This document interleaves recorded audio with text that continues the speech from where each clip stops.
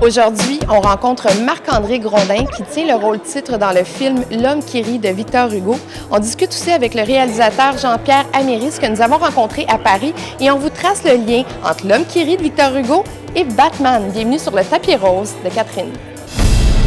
On dirait une déesse. C'est plus que ça, c'est une duchesse. Tu m'as troublée. Jamais aucun homme n'a eu cet effet sur moi. Est-ce que tu as trouvé ça bizarre au départ qu'on fasse la proposition à un Québécois pour tenir un rôle dans l'adaptation cinématographique d'un roman de Victor Hugo? Je trouve tout le temps ça drôle qu'on me propose quoi que ce soit, de toute façon. OK, point. J'avais la chance de pouvoir toucher à des affaires, à des univers bien différents. Puis j'ai voulu le faire. Tu sais, moi, tout ce qui est théâtral, l'époque, tout ça, c'est jamais quelque chose qui m'a attiré.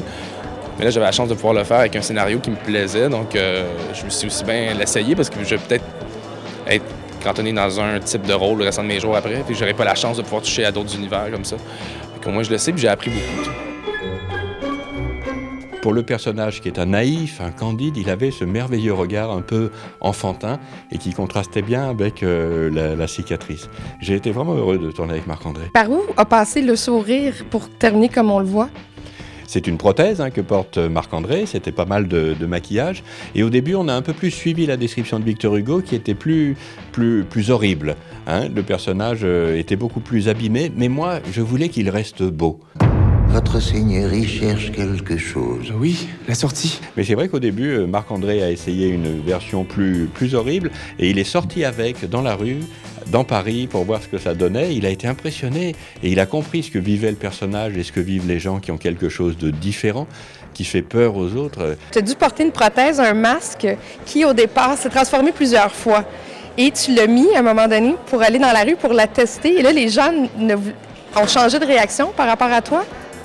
Tu fais ta recherche, hein? Avoue que je suis quand même bonne, hein? Ah ouais, tu vas sur YouTube, puis... Tu as rencontré ton réalisateur. Ah oui, c'est vrai. Donc, je suis sorti des bureaux de prod avec ma prothèse. Il faisait un peu froid, j'avais mon foulard, puis j'essayais de pogner un taxi, puis les taxis ralentissaient.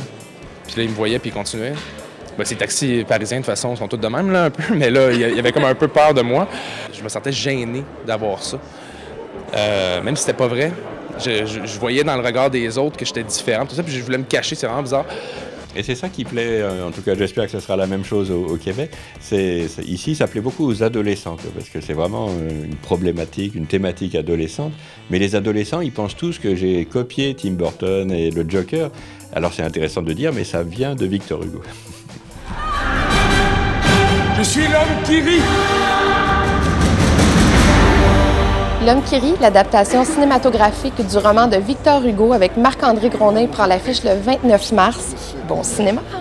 Il y a vraiment eu une relation paternelle par rapport aux acteurs sur le plateau avec Gérard Depardieu. Non.